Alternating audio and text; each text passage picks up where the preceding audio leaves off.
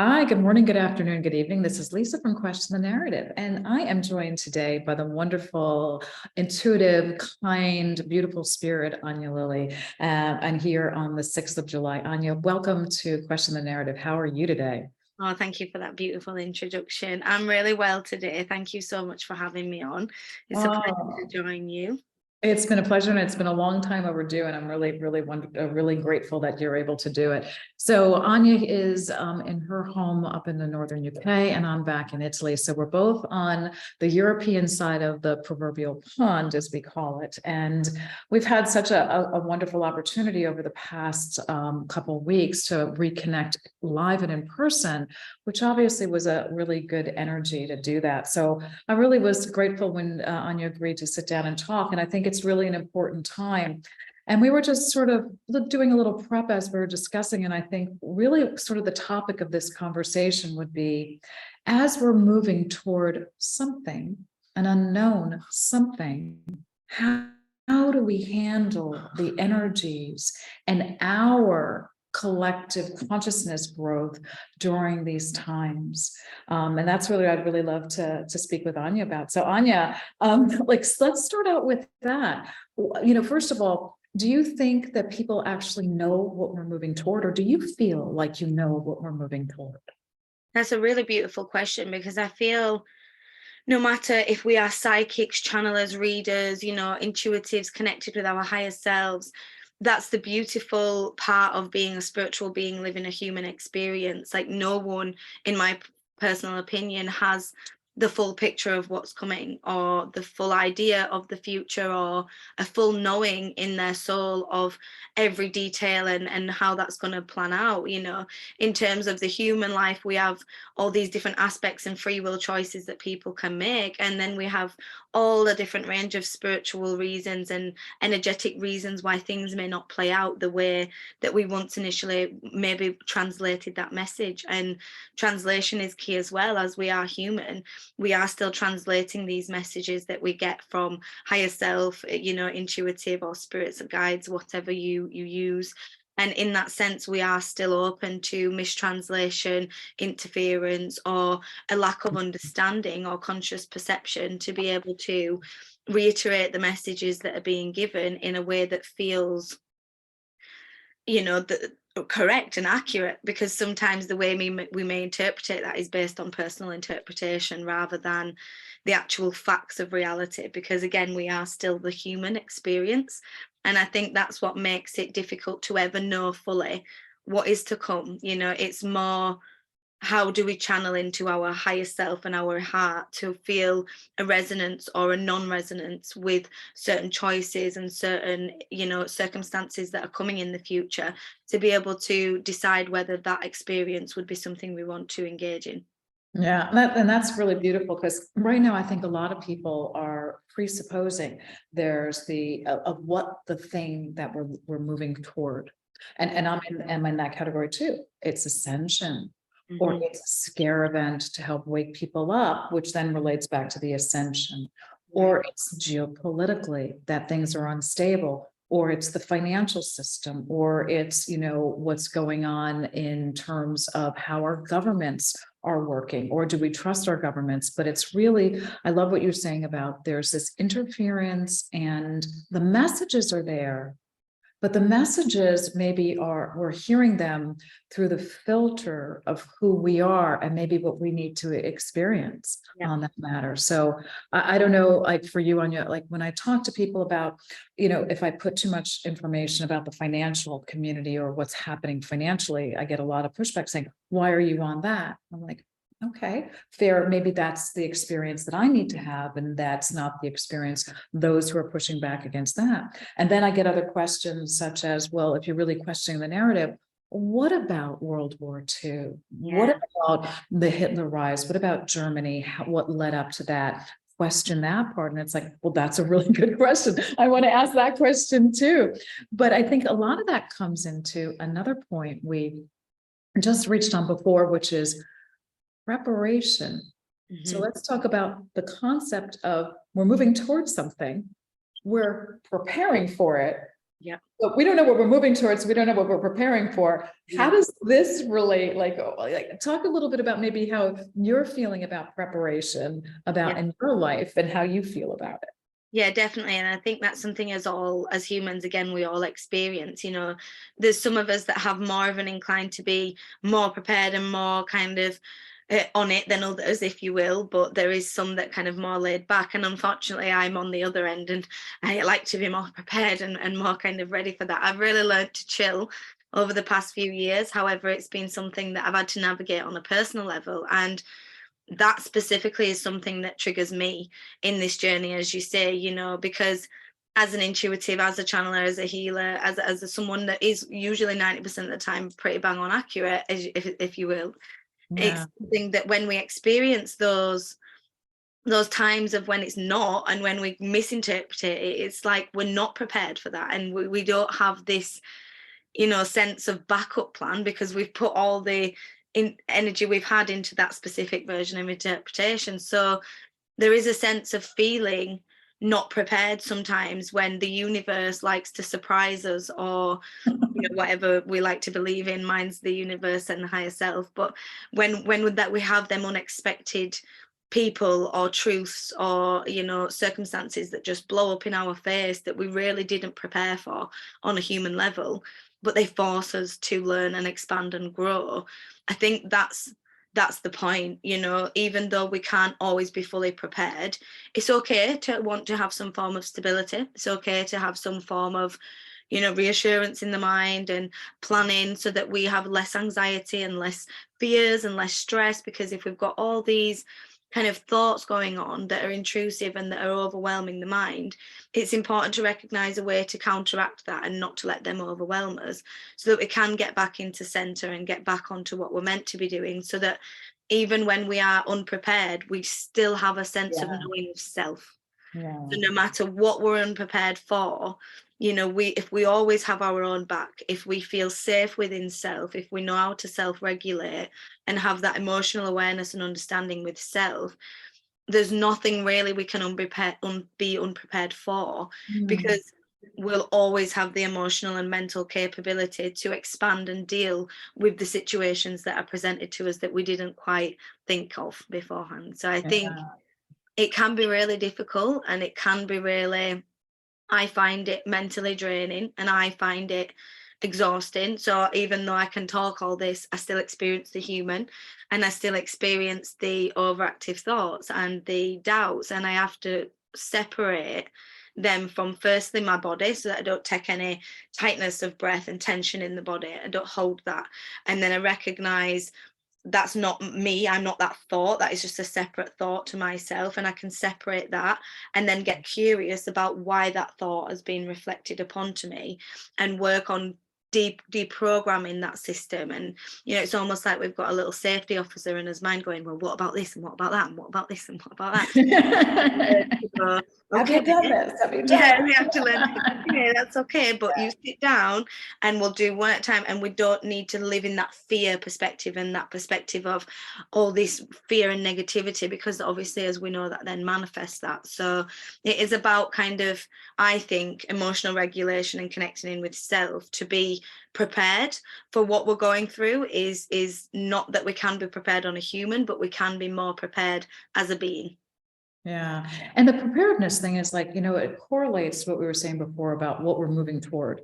And that, which, we're just sort of thinking now the circularity of if you don't know what we're moving toward exactly, how can you prepare for it precisely and be more concerned, which then puts us in this sort of swirl, this constant swirl, which then leads to what you were just saying about how your thoughts run very, very fast and they're trying to cover everything, because, part of it is that we're meant to be responsible for ourselves. I think that's part of what we're doing, but these thoughts and they're purging. But, preparedness, I know I'm thinking more preparedness. Well, do I need to prepare for the financial, the food, the physical things that, you just so you don't worry about that you're fine. And then also travel, and you have to be very conscious? Do you travel? What do you do? Like we all experienced as we were trying to meet together in person, how it was such a challenge. And we all reflected back. Hi, what was the purpose of that? And I want to get into a little bit more about this concept that you said about observing. I think I'm seeing everybody I'm around who is, spiritually connected talk about that. And I'll just give an example where I am, because it sounds like you're going through the same thing. It's like, I'm now seeing my reaction and then going, oh, why am I reacting that way? And immediately questioning okay, what prompted that? Which I'm seeing as the ability to immediately cancel something that could manifest in a way that I do not choose, whether that's negative or positive, because it doesn't really matter. It's what I do not choose. So a more aware, conscious choices, and realizing that these thoughts are quickly becoming physical reality, which is like really interesting. Is that how you're experiencing it? Yeah, definitely. And I think I've had kind of dribs and drabs of this over the past few years, but in these kind of past few weeks, it's been really more so. I've had to learn, because I had such physical responses to anxieties and things like that. I used to get really bad kind of panic attacks and physical responses. Yeah. So I've really learned how to master not letting them thoughts affect the body.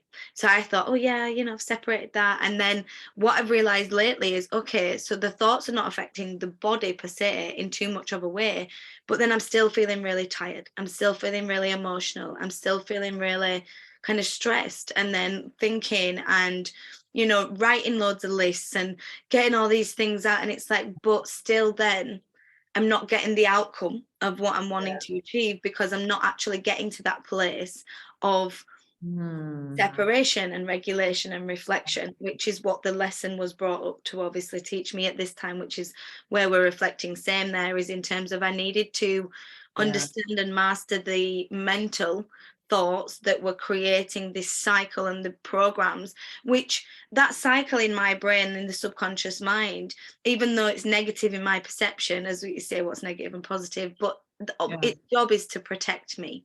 So its job is to go, oh, well, we did this before and this happened and this happened and this happened, so we need to be safe. So in the long run, my subconscious perceives that as good, as a positive thing, because it's protection.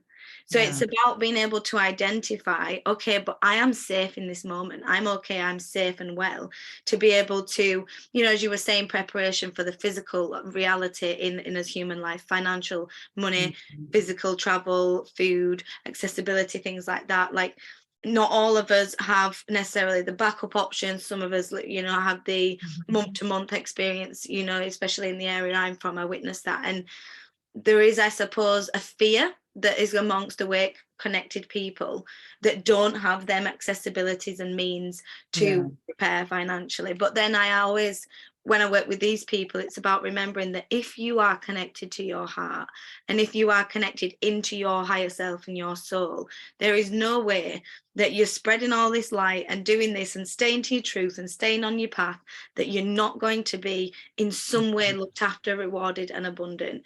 It's just about knowing, because I wasn't always in the position to prepare with silver and gold and crypto. I don't have tiny bits now, but not necessarily half or a quarter as much as what other people would have prepared for. And I don't have that fear that I used to have, because it used to bother me. I used to think, oh, but if it does happen, I'm not ready. I don't have that. I'm not safe. And that's, again, it's the root chakra. It's the not safe. And that's what it was. It was because I didn't feel safe and protected within myself. I didn't feel capable of knowing that I would be forever protected and looked after and provided for by the universe and my highest self once in tune. So that was my lesson. It was knowing that I didn't need to physically prepare. I needed to connect in on a deeper level to know that then that just comes from that.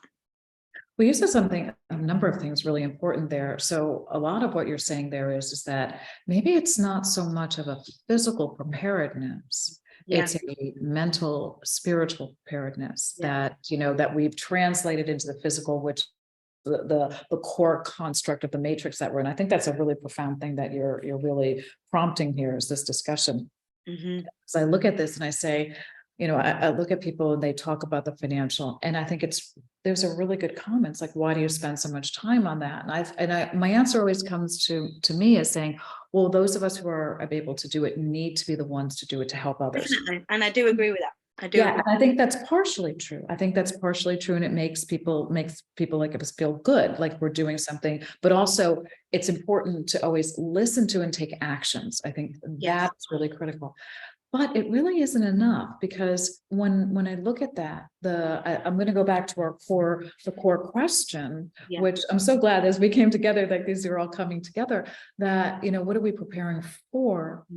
Well, if we're preparing for a world that needs to work with the financial instruments like we have before, then this financial preparedness and what we're moving toward makes so much sense. But if we're really moving toward a world where money is an energetic construct and we're altering that fundamentally, which is a very complex thought, or abstract thought, I should say, not complex, abstract thought, and a real true fundamental change, then this preparation is not exactly the preparation. It's that interim step kind of thing. And it's sort of like, everybody who's asking the question of why so much on the financial, and everybody who's prepared on the financial, they're both right. Yes, They're really right. Yes, it's both. And Right? it's so interesting that you reflected that. As obviously you've met Brad yourself, my partner, and he's all to do with the financial system. And sometimes there was a time a couple of years ago where he'd ask me to speak about things, and I'm like, yeah, but it's not going to exist, so why are you worrying about it? Like in my what do you mean? It's not a big deal to me. And he's like, no, we need to do that. And he's like really focused on providing financial freedom for us and for other people. And that's like part of his light work. But to me, it was almost like a non-entity. It didn't feel any connection in terms of I was meant to prepare people energetically. That was my job. I need to get people ready on the spiritual and energetic level, and myself. So I've had that kind of reflection in my own human life to witness that I really did not care about it at all and think about it at all until later on down the line. I met people, I was like, oh, it's a good thing Brad does do that then, because I was not being prepared in any way. And I've learned a lot from his lessons, which he learned from mine. So yeah, I definitely think that those that were focused on the financial system and also creating new ones, creating new currencies, because yes, I do personally believe that in the long run, we will be understanding that it's about exchange. So whether that comes as services, financial, whatever that looks like, again, I don't think we can fully predict, but I don't think there'll be the greed, control, narcissism, and darkness associated with what we've had as money before in the 3D world. So that will be completely removed from the energetic exchange. It will be a value to value, what we use, what we gain, and the same exchange. But in between that intermediary time, there's going to be a time where you're on the road, you want to pick up a sandwich, you don't have time to stop and give your services. So then how are we going to exchange? So how are we going to exchange that? There's got to be some form of exchange whilst we're in this transitional period between this 3-dimensional world and this new earth that we all see and can visualize and feel, but then putting it into a real reality day to day. That's where, like you say, we need this intermediate, we need this middle ground to go, okay, we're not going to do that and have the greed and the control and the corruption and the overproduction and devaluation. We're not going to do that, but what we're going to do is have independent financial freedom and abundance, so that people get used to receiving that.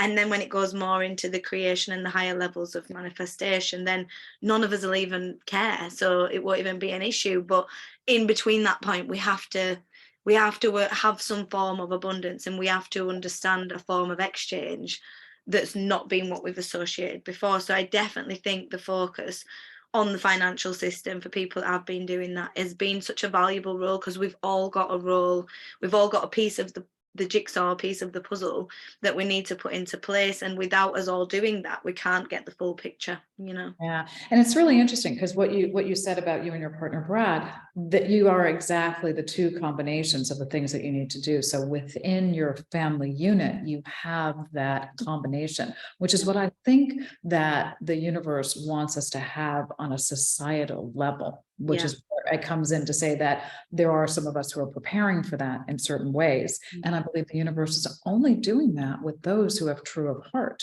Yes, Because you have to shift it out of that negative, but and then you, because the leap of understanding the incredibly ingrained, and this is generational DNA ingraining of the concept of money, it's such a leap that you have to deal with that. But to me, it's really, really critical to understand all of that, because we are making those changes, and it really is important for us to observe that and understand and hear how that happens and support one another, because you need all these aspects. And maybe this is where, let's go into this, well, first of all, I want to say one thing before we get into the last part of that, which is that everything about the money system always funnels down to worthiness. Am I worthy? Because that was the program. And I think that is the thing that we're breaking. And as we're shifting, and you're saying, I'm not interested in it, because you're basically saying, I don't need to have something else be a representation of my worthiness. And Brad maybe is saying it in a way as like, I'm responsible for you and our growing family, which I believe is the divine masculine. And I really love that about it. So, and I think the combination is how the yin and the yang, the male and the female, what we're supposed to be. Definitely. And like you say, that's what we're trying to create in society. And it's like we have this anytime I have my own money blocked or anyone else's, I've worked with customers, it's always self-worth. So it's, where do I not believe this? We don't create abundance, we create limitations to receive abundance. That's the thing. Abundance is everywhere, completely flowing in the universe, waiting to be received at any time. What we do is create limitation blocks and false beliefs that stop us from receiving and believing we are deserving and of receiving that abundance. So when we kind of navigate that, it's about looking at where we, if we wanted to manifest a pound or create that pound, generate that pound in our human life, we could do it. If you said generate the £1 million, the universe knows no different between those two concepts. It is the human mind that goes, nah, I can't do that. I'm not worth that one, or I can't do that. How can I, because it was supposed to be hard and it was a secret. And that was really the big part. It was a secret how things were done. And it's fascinating to do that. But that, that all of this leads up to what you were talking about before, is really about discernment, which is the big question I think that we're all being faced with right now. So you've got discernment on a variety of levels, but just sort of out here right now, I personally feel we are being tested in every part of our life by whether it's personal, romantic, family, money, business, travel, this discernment about what is right and what is wrong, and who do we listen to, who can we trust on this idea. And discernment comes, I think it comes as the focal point of everything that we're going through right now, because we have to say, do I believe in the spiritual? Do I also believe that we're moving toward something spiritual, whatever that something is?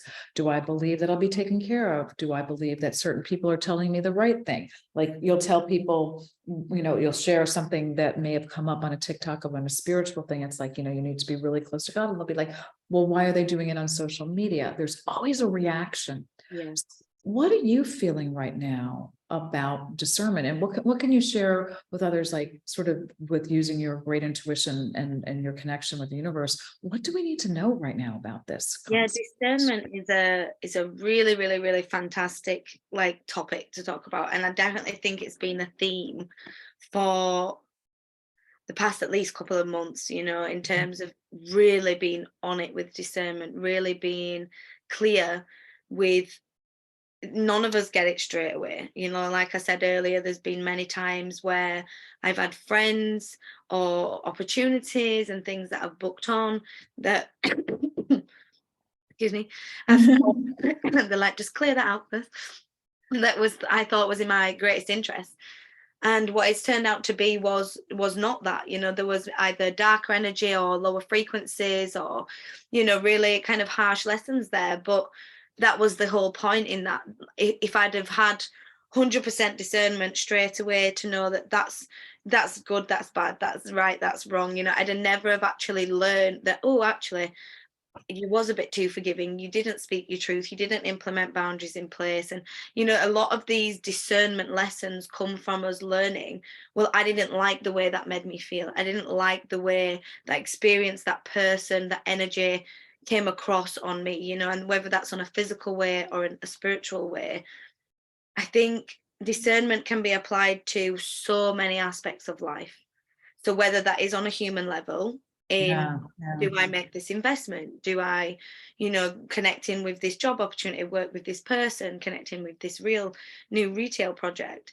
right. And using the discernment there to know, okay, is this in my highest good? So that's another question we can ask when we're facing it and we're going through it. We do some breathing again to separate the thoughts, regulate, reflect, and we say, okay, is this decision in my highest good? And we separate away the security officer in the head that's going, what about this and what about that?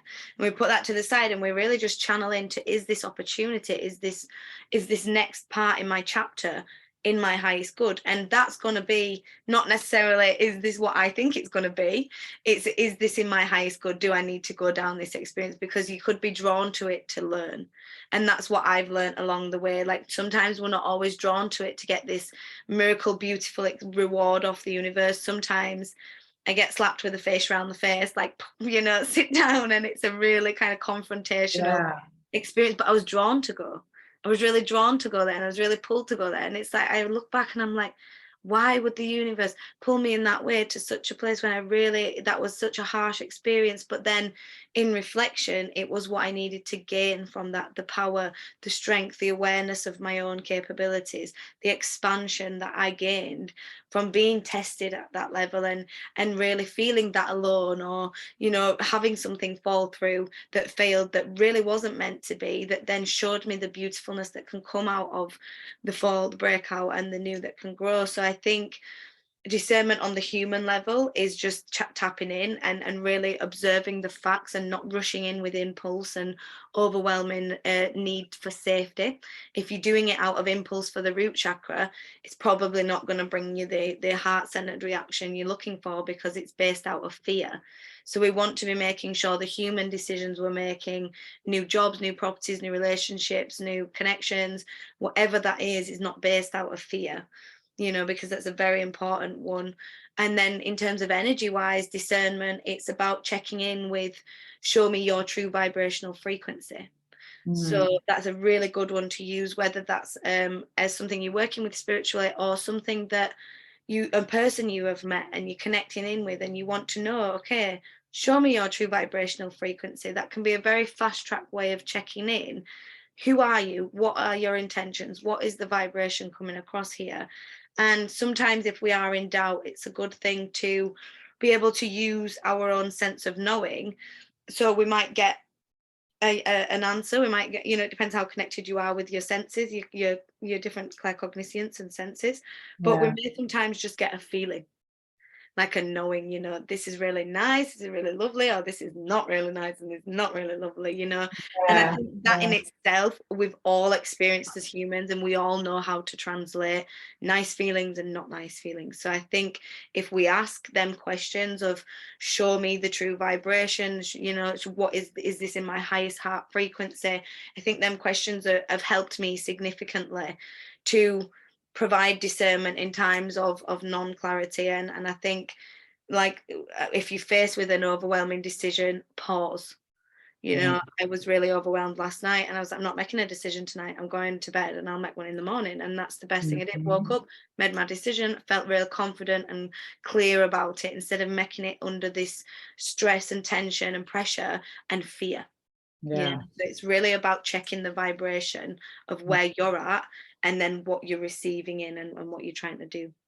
So this is really interesting because as you went through all of that, there's just a couple of things that came up with me on that. It's like, as we go through this stuff about discernment, particularly now, which I think we are in a particular period of this process of moving forward to whatever is this thing that we're moving toward, because I really am now intrigued by this whole idea, because I don't think we really fully know what it is that we're moving toward 100%.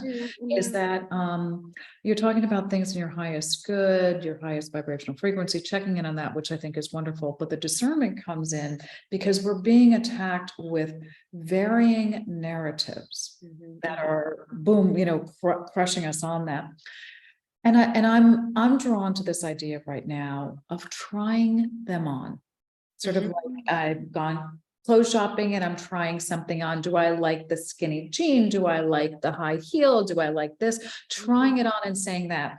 And what really got triggered in me as you were saying that is that when you look for something, when you're faced with a decision, we're faced with a decision because we think that decision is our final choice. Yeah. And I wonder if that's not an old paradigm that we're moving out of, that what we really are doing right now is gaining the muscular flexibility, the spiritual muscular flexibility to try on many things and really see, because every choice can be changed.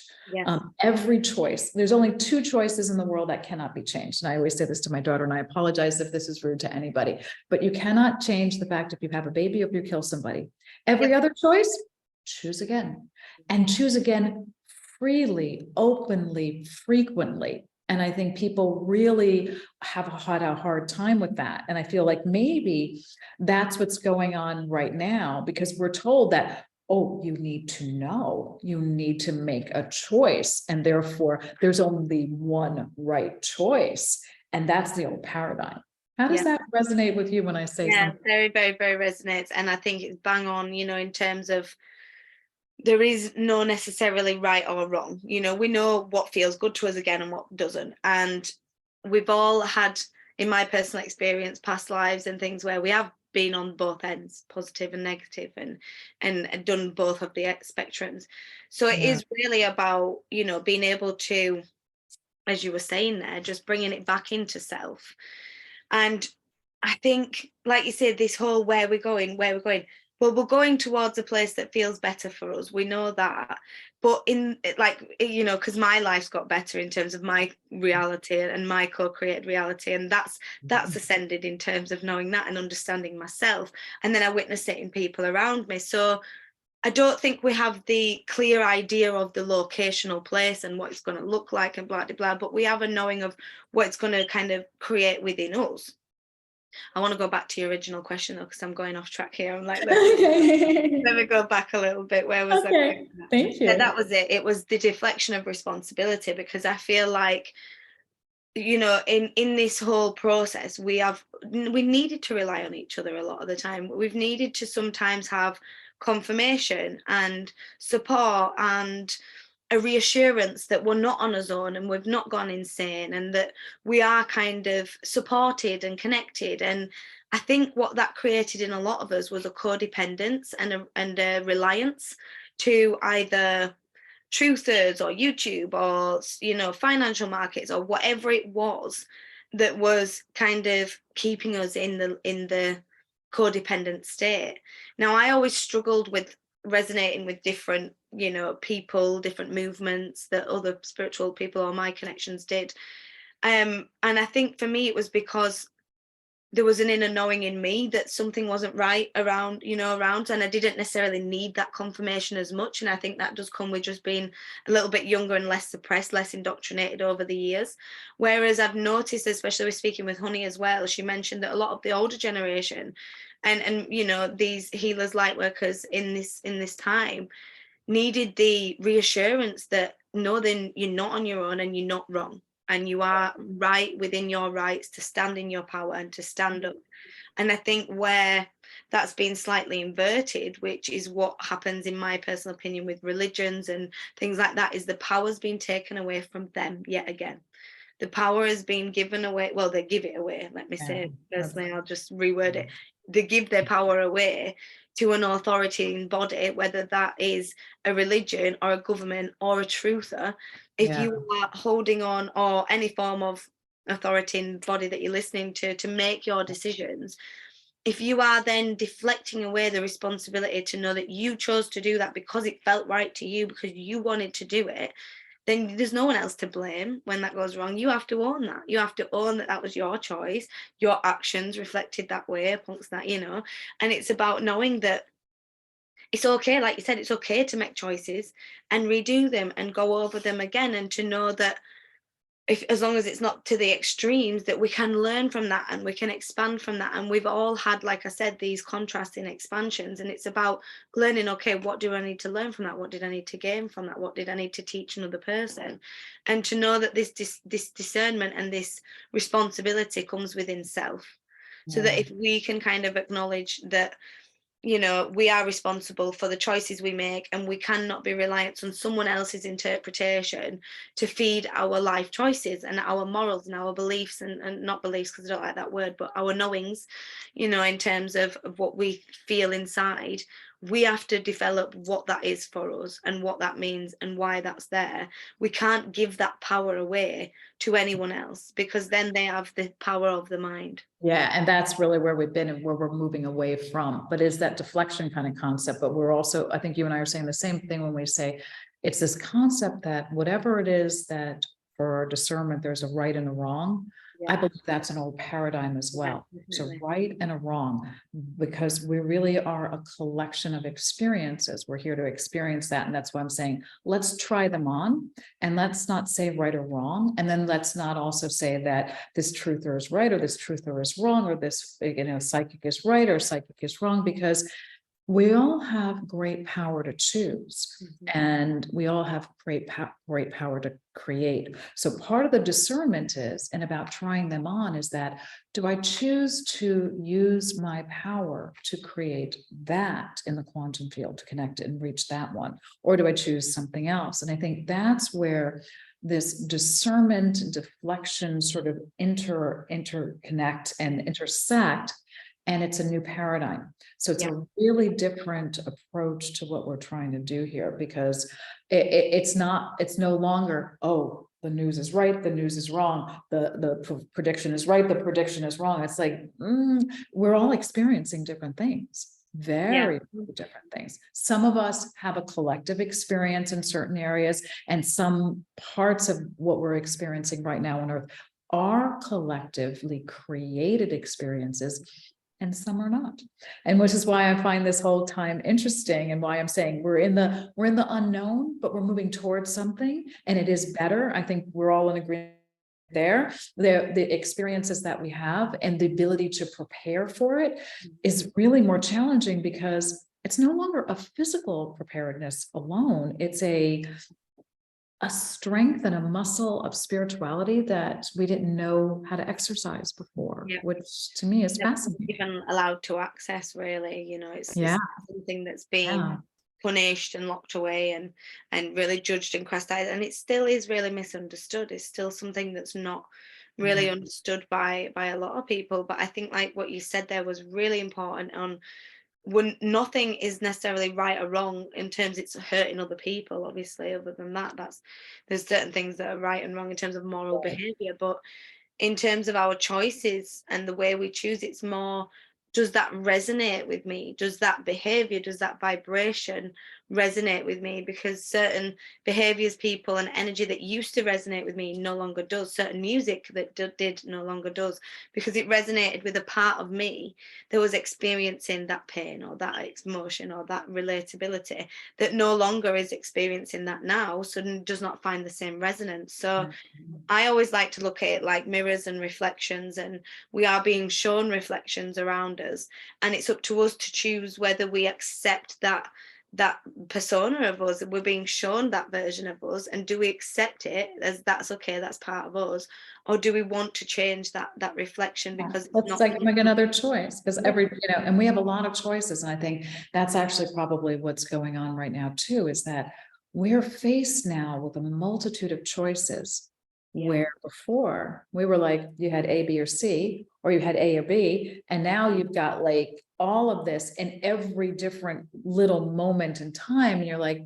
we're now just, exercising that concept as what we're doing, which is exciting and daunting and, overwhelming, but really, I'll go back to exciting again. And as we know, and we learn the power that we have and how much we can play around with those energies, that's the exciting part. So It really is. It yeah, that's what I'm saying. really exciting. I think it is. It's Um, it's at the precipice of something that we've never experienced before in the human body, and it's a time of expansion that I don't think anyone, like we've said, is prepared for, but we are all definitely here for. So it's not something that we can have this, we know how to do it, and I know how to do it. Like, we all bring, like I said earlier, a part of it. We all bring a part of the stability, the understanding, the translation. And yeah, I think if we just focus into what we're here to do and what we're here to bring to this little mission, then everyone else will benefit from that. If we're living out in our true authenticity, others will benefit from that, and others will benefit from that. And that's how I think it ricochets. yeah. I think it's It's like like, yeah, if a we're all reflecting each other, and that's what we're doing anyways, and in the past years we've all been reflecting each other's traumas and pain and demons and darkness, whereas now it's like, if we learn to transmute what we're going through and learn to raise our vibration, then we're going to be reflecting that love and that resonance with each other. And the more people we reflect that with, the more they're going to reflect that with. And it's just going to transform everything. And it may take time, and it may not be at the same time frame we've been told by different people and different experiences, because that were just their translation of a specific message. It's for me, it's just taking each day and just going with the human experience. Like, we came here to be human, and yeah, and it to can feel, which is the hard part, the feel part, which is really right, incredible. right, because that can be so painful. As someone who works with spirit and loved ones, and passing over, when I experience family members or a friend's family member passing, it's intense. It's not something that's just easy to deal with, because it's an everyday thing for us. Still, as a human, we feel the same emotions. We just have to we understand it, and we translate it in a stand with that knowing of what happens and where they are, and but we still feel the Yeah. experiences of a human. And I think that's really important to remember, that no matter where we get up here, we still feel, and we still have to process in this human level. And we just have to kind of figure out a way to navigate the everyday to get to this end location. We just keep getting through the days and just keep getting even more stronger and powerful and more connected each day that we go through, so that hopefully we'll get to the end goal with a lot more ease. That's good. So I think we've covered quite a bit. So why don't we just end with one question, like from you, from the intuitive side, connecting in with spirit. Maybe you can tell us, what are the things that we should be questioning this week, or thinking about this week as we move toward the next stage? Beautiful, beautiful question. I think definitely this week a reoccurring theme that's coming up is knowing what patterns and programs, observing them in the mind. So being able to observe and reflect upon our own thought patterns, our own programs, really hounding in on that emotional responsibility of being able to be aware of when it is that we are experiencing an emotion, or not wanting to be vulnerable, or not wanting to address this certain thing that's going on. So then we project that or deflect that in the environment around us. And I think it'd be really interesting for people, if they can, to have a conscious intention of when things do get a bit much, and when they do get a bit overwhelmed, or they feel that shift in self, to really reflect on what is being brought to us at that time, and what reflection of responsibility or emotional acknowledgement can we own in this sense. Is the inner child within us feeling not safe? Do we need to bring a sense of safety and validity to the mind right now? Do we just need to breathe for a second and have a cup of tea? What is it that we need to bring in to bring that stability and grounding, to be able Yeah. to provide us with that? I think if we can focus on this week creating some form of awareness of the patterns and programs that are limiting us, and being able to provide ourselves with emotional regulation in some way, that can be a really good start for a lot of us moving out of the inner child. That's beautiful. Well, wonderful, Anya. Thank you so much. What a pleasure it is. Thank you for this time. Thanks No, for thank sharing you. thoughts. I think we covered quite a bit about sort of where we are right now. And I hope everybody continues to sort of reach out and question where we are. So I'm Lisa from Question the Narrative, and I think we were questioning here what we're moving toward. And maybe we should all ask ourselves that question. Maybe it seems really simple. Maybe everybody else knows. You'll tell me in the comments, but I'm questioning where we're moving toward and wishing everybody a wonderful day. Thanks so much for joining us. Anya, thank you again. Thanks for having me on. Bye bye. Ciao. Ciao.